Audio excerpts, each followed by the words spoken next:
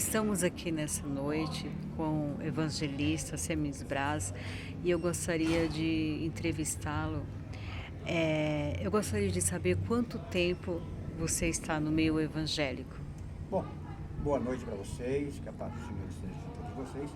Eu me converti no finalzinho de 1982, me batizei em 30 de outubro de 1983 e fui ordenado ao ministério em 1989.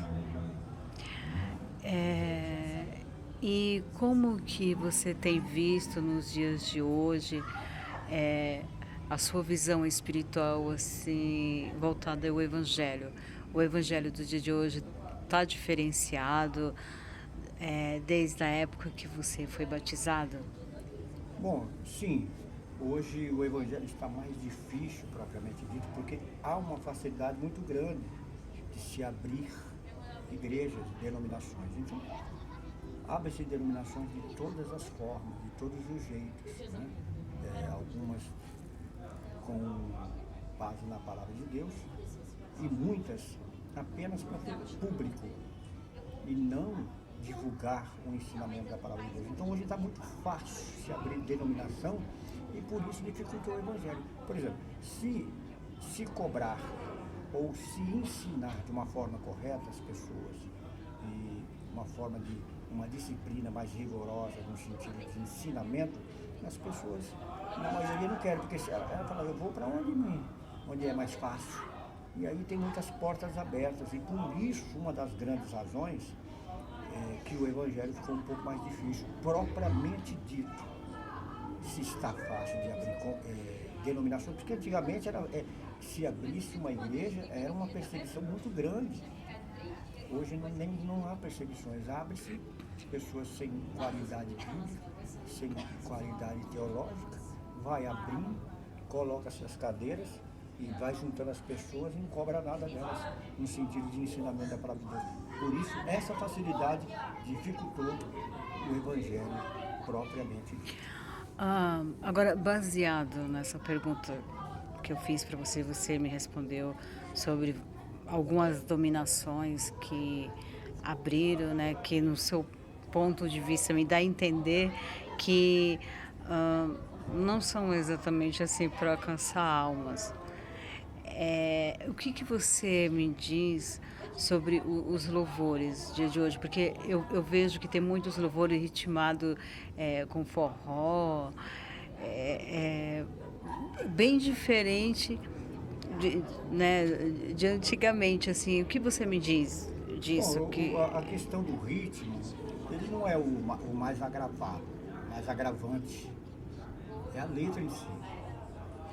O ritmo, é claro que muda um pouco da tradição, mas se houver sentido na letra, eu acho que é bem-vindo, porque ele vai pegar um público, ele vai captar um público que gosta do forró, outros que gostam do samba, que gostam de alguns ritmos diferentes, desde que tenha letra.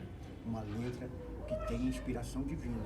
Aí Paulo disse assim, que é importante pregar o evangelho de todas as maneiras e formas, mas pregar o evangelho não é apenas abrir a boca e falar alguma coisa.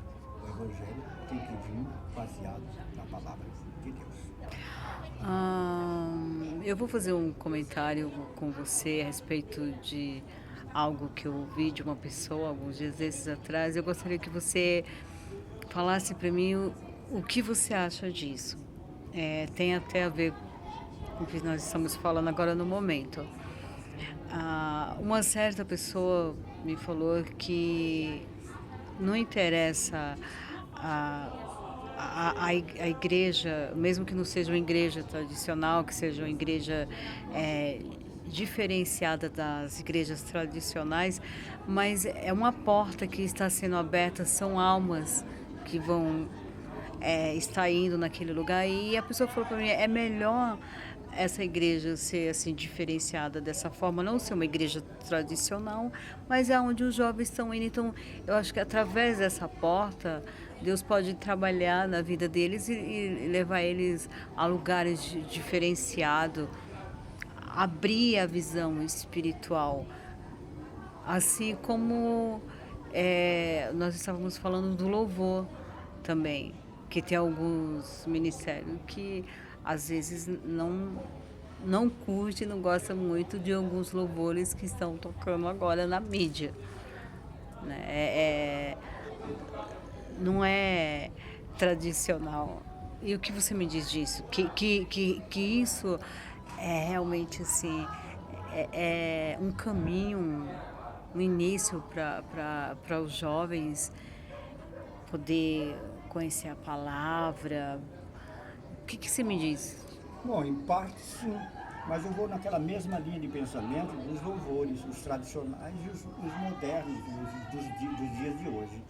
Não é a tradição que convence, não é a tradição que faz a pessoa converter, não é somente a tradição, é a palavra. Eu lembro de um caso de uma pessoa que veio do Rio de Janeiro e ele passava necessidade muito grande, ele dormia nos trens, nos tempos antigos, nos anos 90, um dos trens lá na Estação do Brás, ficavam lá estacionados, aqueles trens que hoje não é moderno como hoje. E as portas ficavam abertas, então as pessoas entravam nesse estacionamento de trens, próximo à Estação do Brás, ali de Roosevelt, ou outra estação ali do Brás, e dormia lá. E um irmão meu irmão mesmo, pessoal, não da igreja, um irmão mesmo, de carne, né? De sangue, a palavra correta, viu essa pessoa. E ele passava uma necessidade muito grande. Ele disse que um dia, naquele mesmo dia, ele orou do jeito dele. Ele não sabia orar de forma assim, ó meu Deus, ó Senhor, ó Papai, como os pentecostais oram. Ele diz assim, ô cara, olha aqui minha situação, me dá, eu estou passando fome, eu não sei o que fazer, eu não tenho mais forças, me ajuda, ó cara. Ele orou daquele jeito, da forma dele. E o meu irmão encontrou com ele naquele mesmo dia, deu alimento para ele, ensinou ele a trabalhar, deu dinheiro para ele trabalhar e ele cresceu na vida e nunca mais deixou de agradecer. Então é a forma como você fala com Deus, do coração. Não é a expressão tradicional em si, mas a sinceridade como a pessoa chega. Se aquela igreja, mesmo que não seja tradicional, mesmo que seja uma igreja mais aberta, uma igreja que seja mais assim, voluntária, moderna, neopentecostal, no sentido sem ser tradicional, se tiver a palavra, lá dentro daquela palavra, daquela igreja, daquela denominação, é o que vai fazer o efeito. É assim que eu penso, nessa mesma linha de Sim, pensamento. sim, eu concordo. E até você falando sobre essa pessoa, eu lembrei daquela passagem bíblica, né? Jesus fala, né? Vinde a mim, né? Como estás? Cansado e oprimido, assim. E essa pessoa, ela foi diante de Jesus na simplicidade, que ainda que ele chamou Jesus de cara, mas Jesus não olhou para isso, né? Jesus viu a necessidade e a sinceridade dele para com ele. Mas realmente é muito interessante isso daí. Ah, e você tem pregado bastante o Evangelho? Quando o máximo possível eu tenho feito a palavra, tenho divulgado a palavra de Deus, que é uma das coisas que eu gosto muito. Agora o que eu tenho muita saudade, esqueci de pregar, era quando eu era jovem, bastante jovem, e na época da mocidade, e a gente ia para o culto, fazia culto ao ar livre, fazia o evangelismo pessoal, de porta em porta, e depois fazia um culto ao ar livre, depois do evangelismo que a gente fazia, são jovens pela redondeza da onde a gente ia fazer o culto ao ar livre, e fazia o evangelismo e convidava as pessoas para participar. Tenho muita saudade dessa questão, o que arde meu coração a pregação ao ar livre. Isso me dá muita saudade, muita vontade, que hoje é um pouco menos, quase nada se tem. Concordo com você.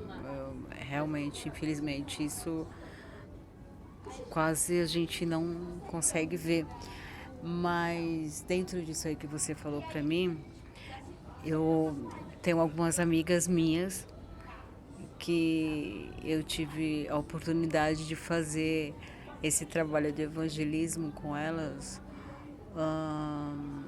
no início desse ano. E o que me surpreendeu foi exatamente que elas fizeram esse tipo de evangelismo que você fala que você sente falta. Então isso me chamou muita atenção, assim, me tocou profundamente. Eu falei, meu Deus, que coisa linda. Elas mantêm, né, essa tradição, que é o evangelismo mesmo, assim, gostoso, que é de encontro às almas, sabe? É assim, é um grupo que elas estão sempre ali. Todas as semanas elas mantêm esse padrão, assim, e eu vejo que elas fazem com muita alegria, com muito amor a obra de Deus. E eu tive a oportunidade de estar com elas, assim, e é maravilhoso. Então, realmente, isso faz falta nos dias de hoje. Para finalizar a nossa entrevista, eu gostaria que você nos falasse qual a sua expectativa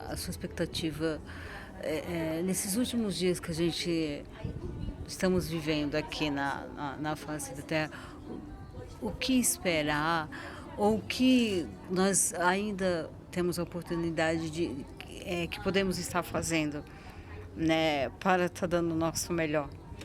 Eu acredito, por todas as formas de cumprimento da palavra de Deus, que a gente não tem muito tempo.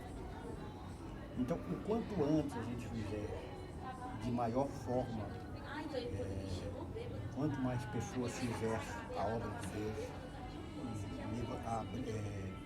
arregaçar as mangas, levantar as mangas, para poder voltar a fazer o melhor, né? No evangelismo pessoal, nas visitas, nos cultos nos lares, né? Na divulgação da palavra de Deus de várias maneiras, de formas bíblicas propriamente dito, com amparo bíblico, sem invenção humana, né? Eu acho que isso vai surtir um efeito muito importante, porque a gente não tem muito tempo, porque, conforme eu disse, as profecias estão cumprindo, são guerras, terremotos, enfermidades, pandemias, de vários tipos de enfermidades. Tem surgido em pouquíssimo tempo, acaba uma, vem outra. E nós estamos aí nos cumprimentos das profecias da palavra de Deus, que nós estamos nos últimos tempos. Então, o Senhor vem sem demora. Guardemos o que temos para que ninguém venha tomar nossa coroa. Vamos unir nossas forças para fazer melhor em prol do santo e sacro Evangelho do Senhor. Bom, vamos encerrar aqui a nossa entrevista com o evangelista Remes Braz. Desde já eu agradeço a sua atenção, por você ter disponibilizado esse tempo para estar conosco. Muito obrigada e que Deus continue abençoando grandemente o seu ministério, a sua vida, e que o Senhor continue usando você da forma que Ele tem usado. Por essa, eu até atropelei a sua palavra na finalização, né? Mas eu é que agradeço por esse privilégio, essa oportunidade, essa honra de estar aqui nessa entrevista para falar alguma coisa a respeito de Deus. Que Deus abençoe vocês. Amém.